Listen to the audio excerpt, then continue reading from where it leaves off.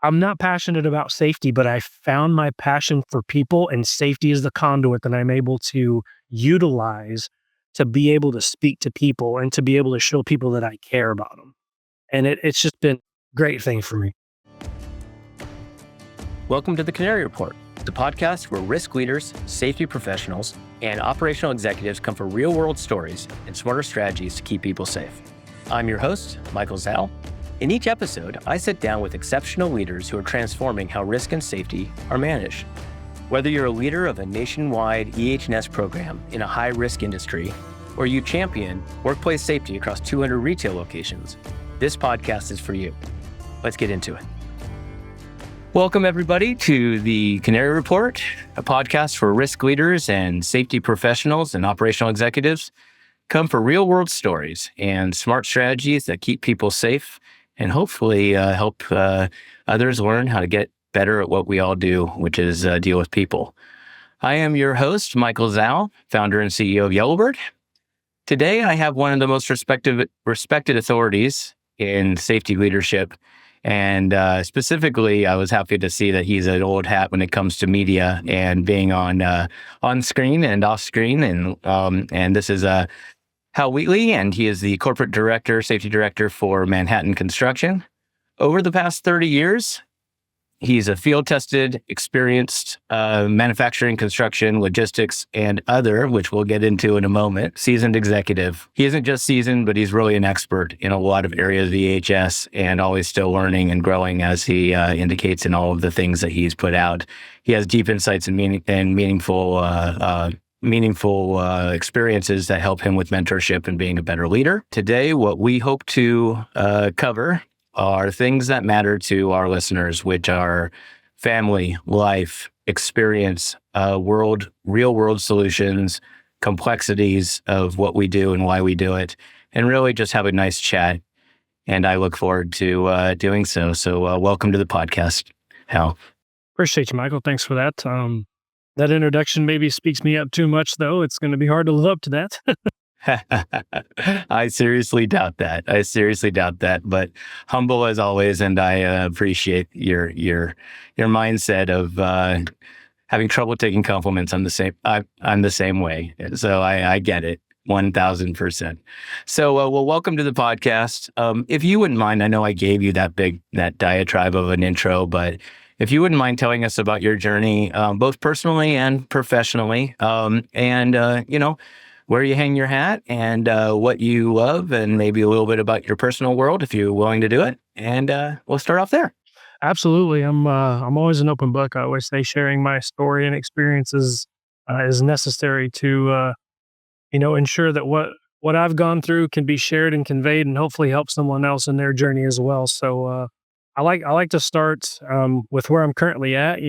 I'll be married 20 years in December to my lovely wife, Heather. We have 4 amazing kiddos, age range from 13 all the way to 25. And I have a little grandson. So that's where I'm at in my stage in life.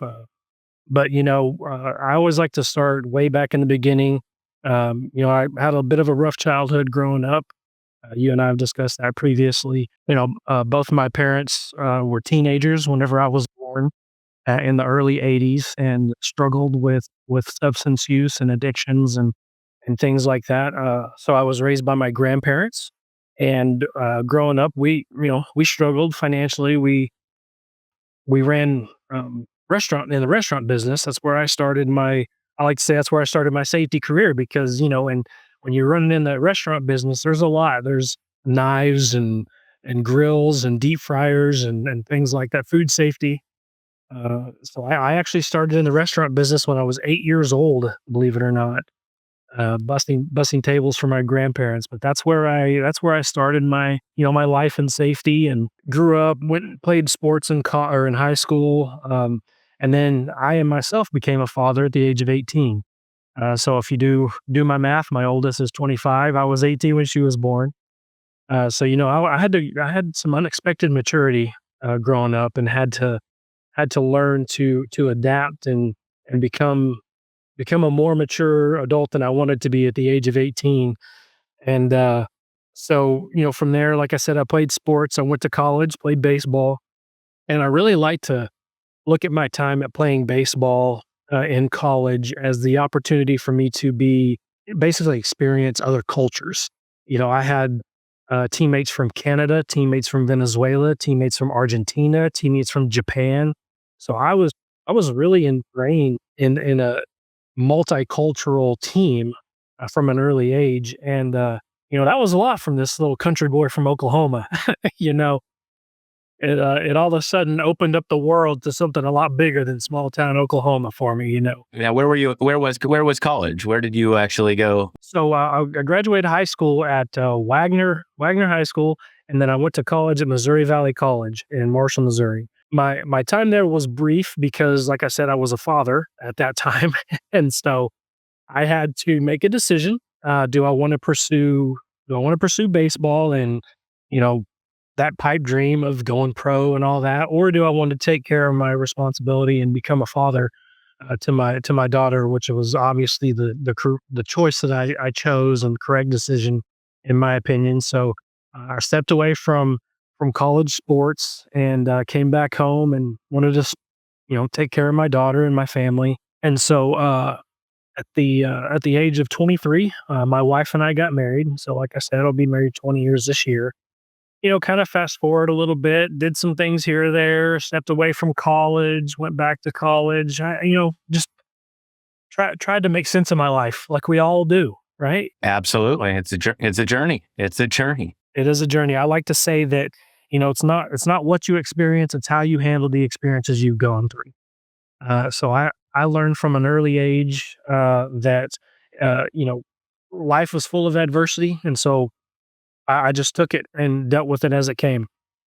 So fast forward a few years, I went to work for a laboratory, which was a material testing laboratory, and that's where I furthered my career in safety. I think you alluded to a testing technician, and so I became well versed in laboratory safety, machine shop safety. All the things that go along with saws and metal flying everywhere, and how do you mitigate those hazards and how do you mitigate chemicals and just the whole gambit. I could go into that. That's a whole nother podcast I can take on. It is, but I definitely think it will be an interesting one. But yes, so yep, keep going. So how big now? This company you were with, how large was it? What was your responsibility there? So at the time I joined it, the name of the company was Sherry Laboratories, and then later sold to what's now called Element Materials.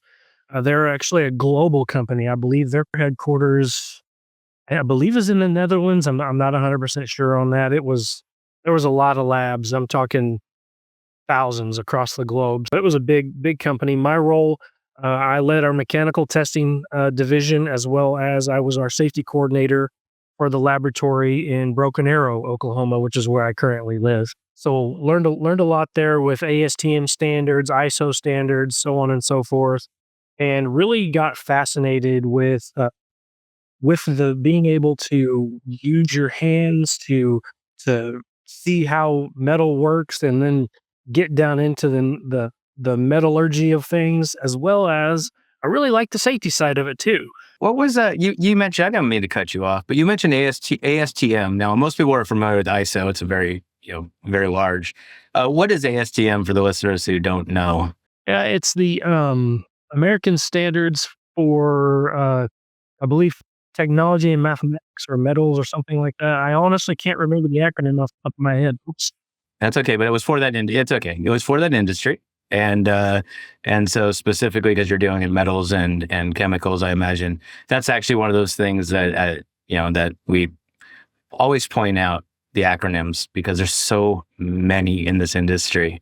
So when people use them, I at least try to say, okay, well, that was a standard for metallurgy or for whatever it was, just so people know it's like ASTM. Now I don't want to give everybody homework.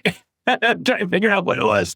American standards for technology and measurement stuff. I can't remember. I wish I could remember all the acronyms, but It's perfectly fine. I did not mean to catch you off guard, so don't worry about that. quite all right, quite all right. But so that actually kind of fostered that curiosity of safety for me. And so, I was in my mid 30s working at this laboratory, and I decided I wanted to finish my college education because that was something I always wanted to do.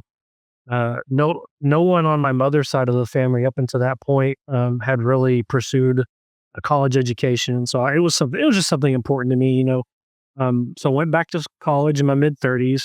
My wife and I, we made the decision. Hey, you're gonna be in it. You're a full time husband. You're a full time father. You're a full time employee, and now you're wanting to be a full time student. And so we need to make this intentional, and we need to really buckle down and focus on what school means to us as a family. And so, you know, I couldn't have done it without my wife because she supported me through the whole thing. I was 34 when I went back and I gave myself 6 years. You know, I said, you know what? If I can obtain a bachelor's degree in 6 years, I'm going to be proud of myself. So I set that timeline. So I thought, okay, if I can graduate by the time I'm 40, I'm going to be happy. Okay. So my wife and I had that conversation. I went and enrolled at 34 and I did it in 2.5 years. I graduated at 36 years old. Fantastic. Good for you. You know, little known fact about me. I have a very similar story, not having children and a wife. I was young as well, but not quite as young as you. But I never finished college. And a lot of people will ask, well, where'd you go to school? And I always answer where I went to school, but until I became in my own mind at a place where I was okay with acknowledging that. It's a really, really heavy thing for a man of our age. I'm older than you are. I'll be 50. I'll be 50 this year. But there was a point in time, but it wasn't like today, where I have to commend you for actually going back in your 30s and getting that done. And I had said for years I was going to do it, and candidly, I was never a very good student with dyslexia and some other challenges that I've had. But I'll tell you what, I have huge respect for you that you did that, and now I'm very proud that my kids are highly educated and they are both going to college or about to go to college. But I just want to point out that you and I have a similarity there, where we got thrusted into the world, and it was a sink or swim scenario, and we both swam, and then you chose to make the sacrifices you chose to make. So congratulations on that. It's wonderful. So after school, you were still at that at the metallurgy the lab, and at that point, when you got through in 2.5 years, were you at the same job the whole time? Yes, I was. That company also supported me very well through it. They set up a schedule where I was able to work during the day. I went to school in the evenings, then did homework and such on the weekends. I went through the summertime as well. So yeah, it was like my wife being the perfect support system, the company I was working for supporting it. It was like the perfect storm of this is exactly where you need to be. So I finished school with a bachelor's in environmental health and safety management, and during that time as well, before I went to work for that laboratory, I kind of skipped over a piece that was very integral, but I'm going to back up and pick it up, and then I'll tell you where I'm going with that. But I was in full time ministry for 2 years. And so I worked as a pastor at a large church for 2 years. And so during that time is where I really gained my confidence in doing stuff like this and speaking to people and being able to confront the different type. I mean, you see all types of people in ministry from all walks of life. And so picked up the skills from that, finished my education, and a lot of people. I don't know if you're familiar with micro dirty jobs. Oh, yes. Oh, very, very much. Yeah. So he said something once that inspired me probably more than anything has ever had. He said that, you don't always have to follow your passion, but you should take it everywhere you go. And that to me just like spoke, because I found out through the ministry, through all of my past experiences, the struggles I had when I was younger. I have three siblings. I have two younger sisters and a younger brother. And I wanted to set a new example from family. So I became incredibly passionate about people. I wanted I wanted to be a people person. And so I'm not passionate about safety, but I found my passion for people, and safety is the conduit that I'm able to utilize to be able to speak to people and to be able to show people that I care about them. And it's just been a great thing for me. So it's so interesting you should say that, because I have a lot of people ask me why I do this podcast.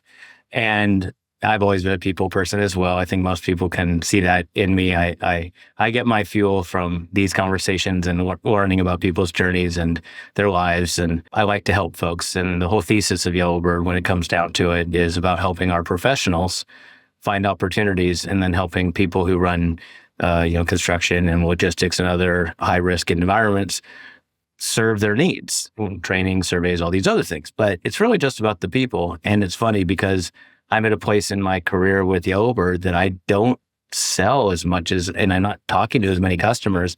And one of the reasons I do this is because I get to connect with people on a human level and hear their interesting stories and hopefully ask the good questions that other people will find interesting. So I completely relate to that. My wife, who I also way outkicked my yardage with my wife, and she has been very supportive, just as your wife has been. So it's a wonderful thing. This would give her an absolute panic attack. She would be under this tape. The thought of getting on a podcast and talking about herself and her journey, it would just be a bad thing. And I'm the guy who says, "Oh, I'm so excited! I get to go into a room and I don't know anybody. It's gonna be great." She goes, "It's gonna be great." I'm like, "Yeah, I get to meet all kinds of new people." She goes, "And you don't know anybody?" I'm like, "No." And she goes, "I would not want to do that." I'm like, "I think it's kind of fun." Awesome. So tell me about, because I could talk to you all day and I want to make sure we cover at least some of the business side of things. So how did you end up at Manhattan Builders? What was the journey that ended you here? And then tell me about what you're doing right now with Manhattan that's exciting you. Yeah. So after I graduated, I was still working for that lab, and I discovered my passion for people through safety. And I knew that how could I use my past experience, my life journey, my new education, my newfound passion, and understanding of safety, where can I make the biggest impact? And construction just kind of clicked for me. It was during COVID. I was I was working out of town. I was in Omaha, Nebraska, and the world was kind of uncertain. And Manhattan's corporate office is kind of in my backyard. I live in Broken Arrow, which is a suburb of Tulsa, and so it only made sense. I saw that they were looking for someone in the area to lead the region in safety. Just said, "Hey, this is me. This is who I am."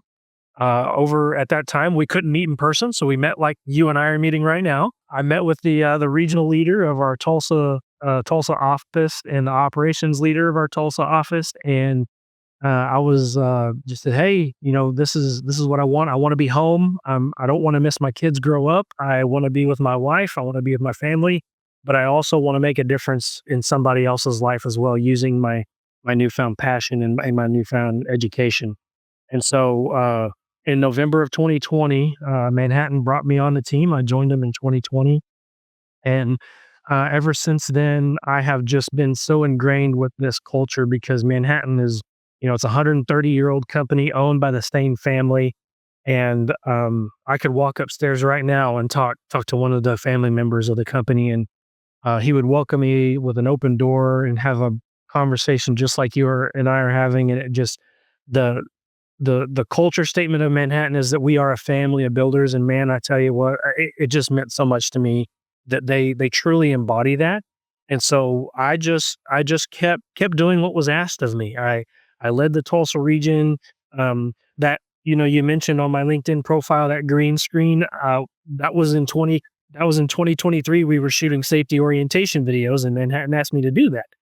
Like I said, my past experience of being a public speaker as a pastor just translated right into doing that.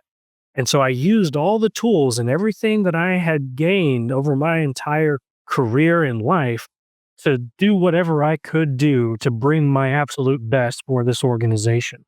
And through doing that, we have 8 regions, talking to our different regions, they saw fit to put a little old country boy from Oklahoma into the corporate safety director role, and here we are. Awesome. So you have 8 regions. So what are those regions? And for those who, I bet very few people are not familiar, but for those who are unfamiliar with Manhattan and what you do, give us just a quick, give us an overview. Sure.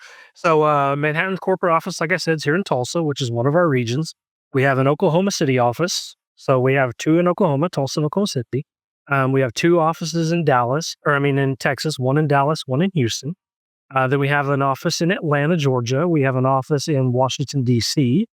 And then we have two offices in Florida, one in Tampa and one in Naples. And so that's the 8 regions that we operate out of.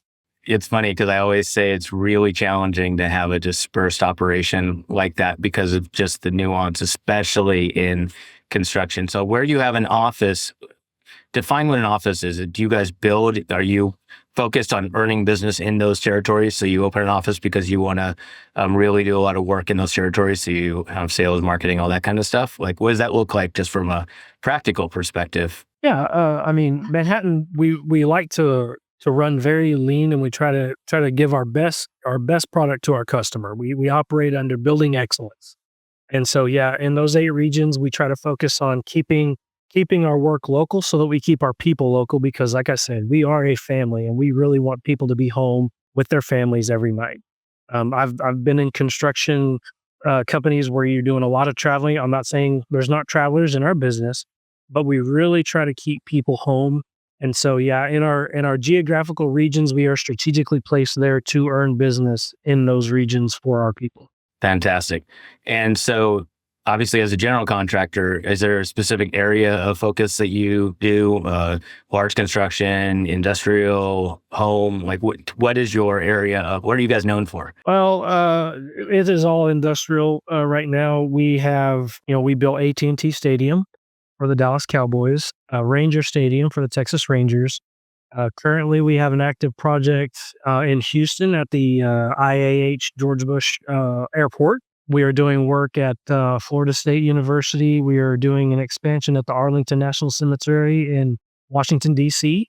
And so, yeah, we have some pretty large projects, very impactful, very meaningful projects, and it's a really awesome company to work for with those clients that we work for as well.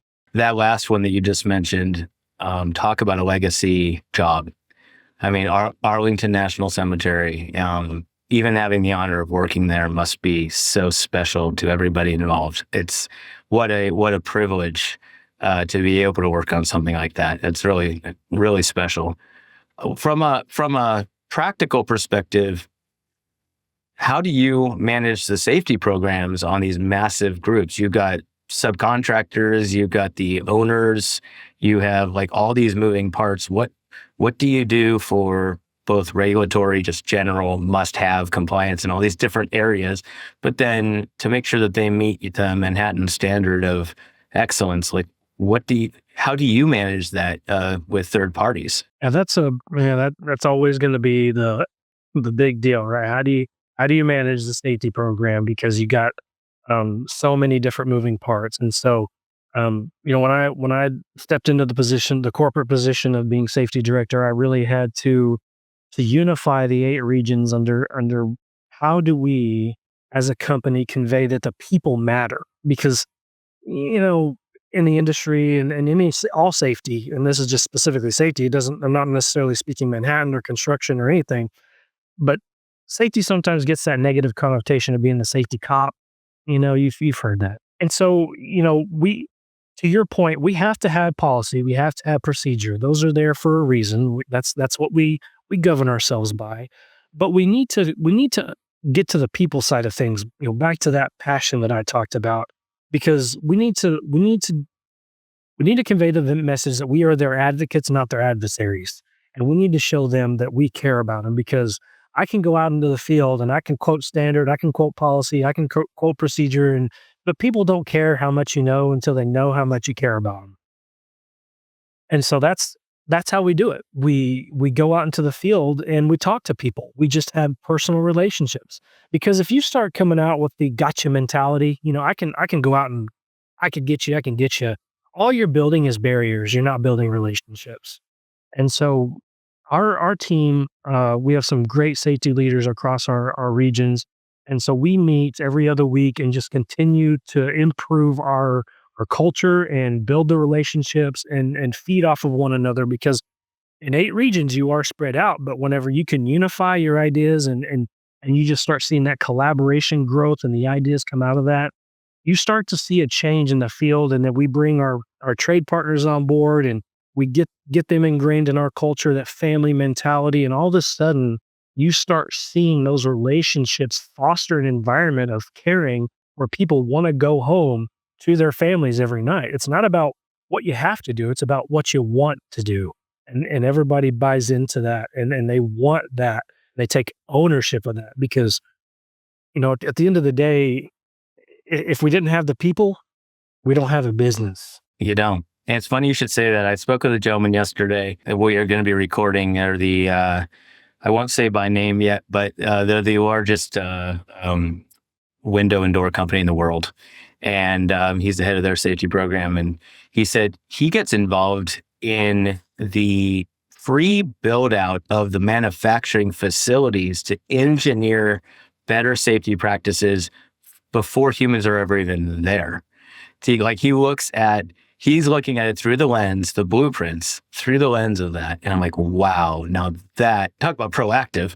It's before the building even exists. He's already putting better safety practices in place, and it's funny because one of the challenges that I find, and I want to ask you about this, we all know the challenge with construction is you've got a budget, you have time, and you have people.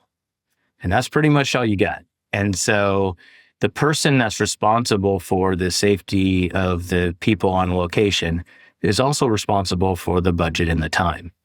And so it's difficult at times because, folks always say, you can't outsource safety and you can't outsource the culture. But the reality is that sometimes it's better to do so because the number one job of the number one person on that site is on time and on budget for the health of the business.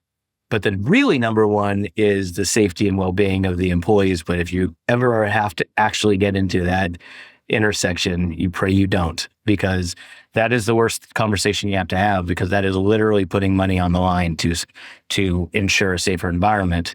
And I can tell your organization will actually support that, and that's wonderful. Not enough will. Now, from a safety culture perspective, what do you do internally? And then we'll wrap up here. But what do you do internally as you are deploying your folks? How many people do you have on your safety team?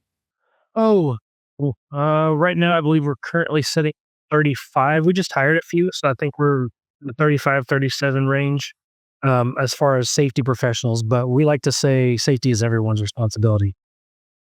But we have hundreds of eyes out there that we keep an eye on safety. No, and I respect that. It's more of a matter of, how are we as, you can't expect what you don't inspect, right? And so you just have to make sure people have their eyes and ears open, but that you're tracking.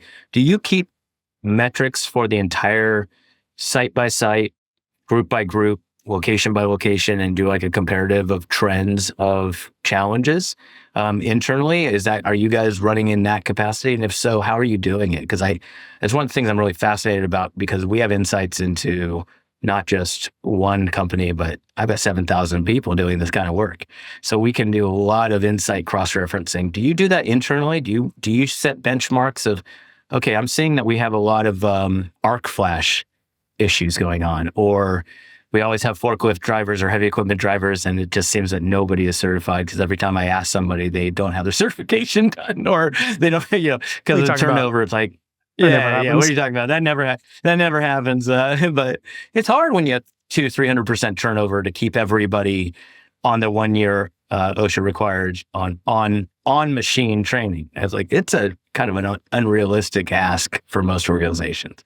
But so what do you do to track? What do you do to track? Like, how are you doing it? Yeah, so we do monthly and quarterly reports, and so each month I have all of our regional leaders send me their man-hour reports and all the incidents, and we call them total project safety reports. And so I get a breakdown of every project and all the hours worked, and if we did have an incident, what that incident was, who had the incident, and we get to pull metrics from our database and see, okay, we're having an uptick in hand injuries, or we're having an uptick in ladders, or whatever the uptick, or we're seeing a downward trend.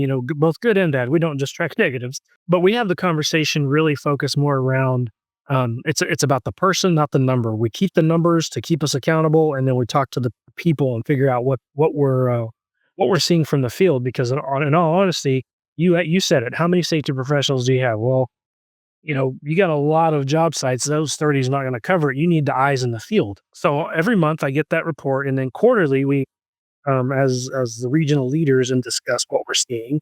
Then we take those lessons learned and we just disseminate them out into the field on what we can do to get better.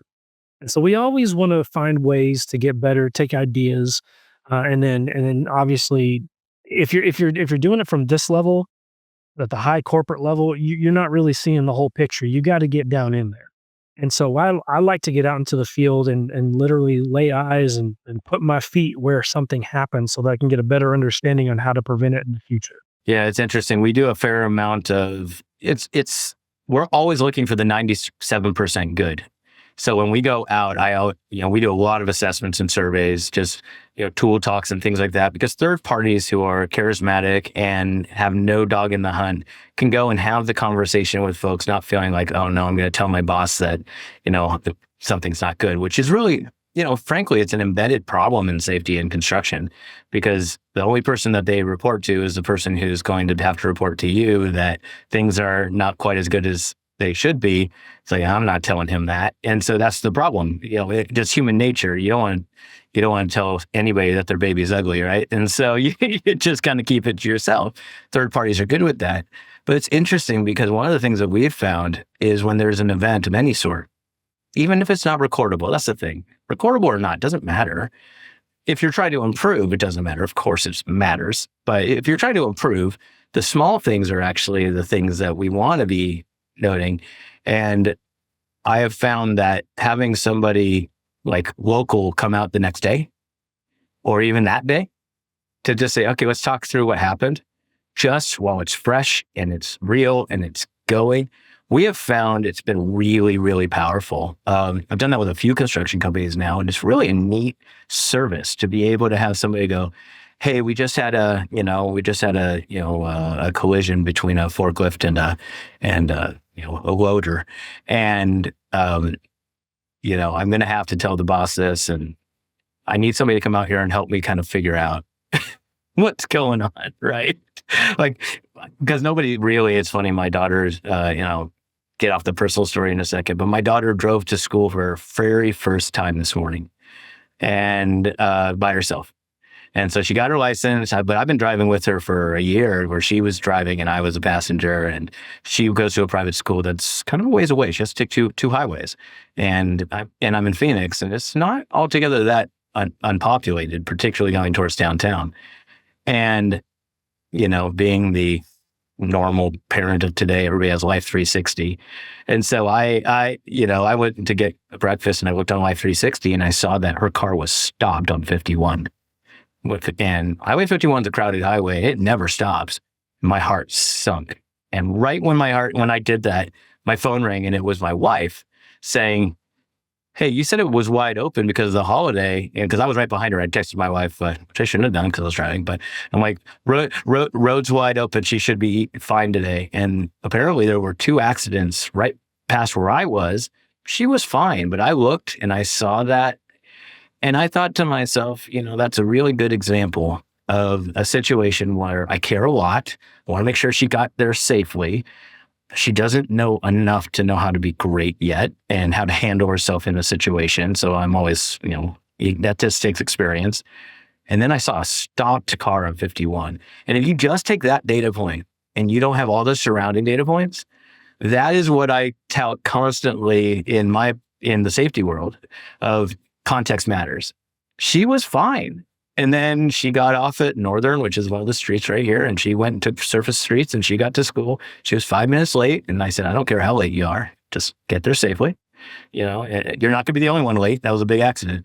But it's interesting because I take that story and I think about, how we in the world that we live in are always trying to reverse engineer what happened. And sometimes we don't do a very good job, and sometimes we give the wrong data points.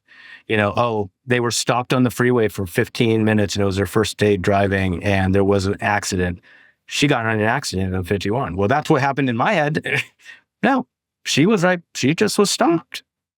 And that could so easily be the world that we live in when somebody's looking at one of these incident reports. I was gonna say, I'm glad you brought that up because that's kind of, you mentioned earlier, how do you have that in your company? And so anytime we do have something like that, we foster that collaboration. So the incident report is sent out to our entire safety team, and we each of us lay eyes on it.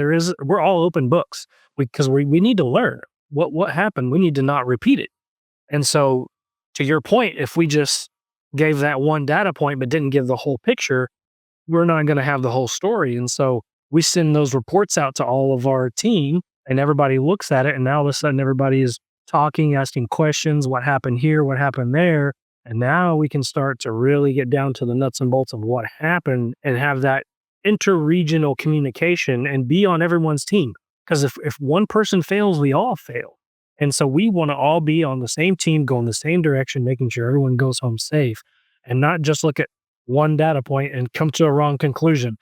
That collaboration is so important. And we're that's the culture I'm trying to create, that we're all on the same team here. We cannot have that, like, I think you said, I like the way you said that you don't want to tell somebody their baby's ugly.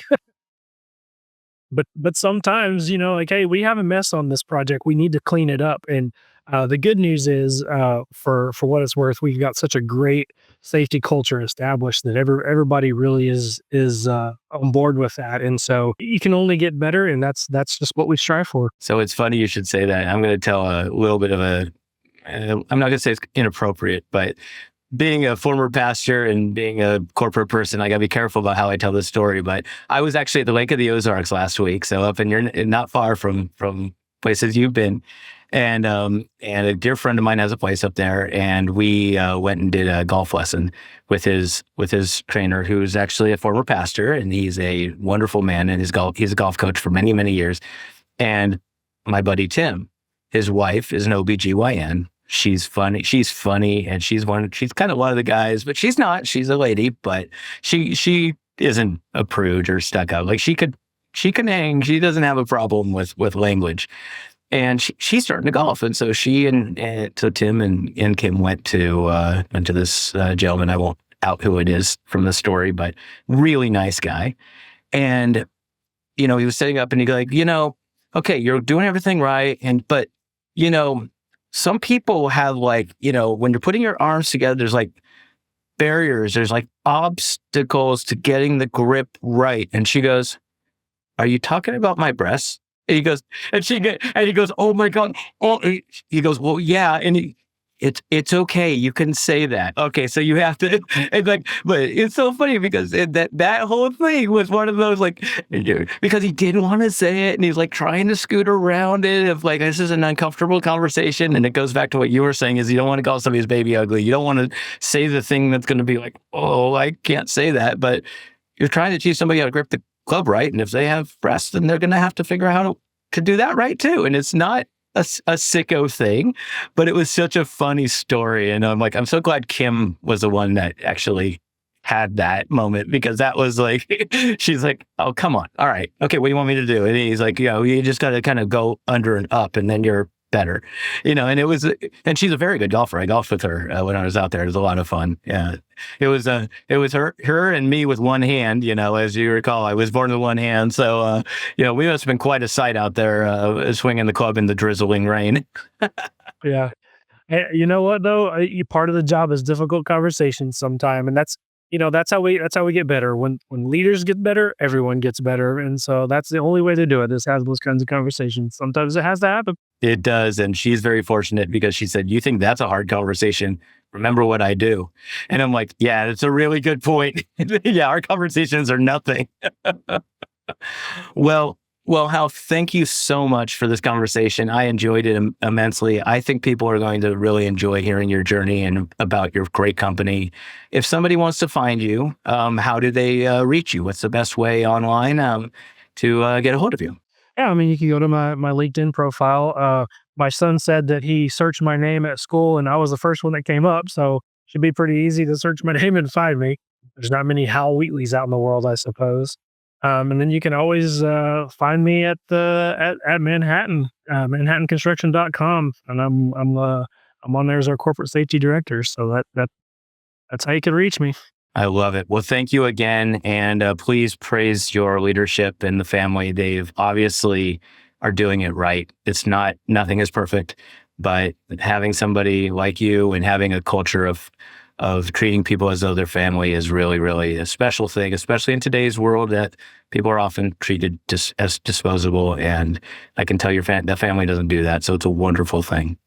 Well, thank you again. And I look forward to our next conversation. Likewise, sir. Thank you.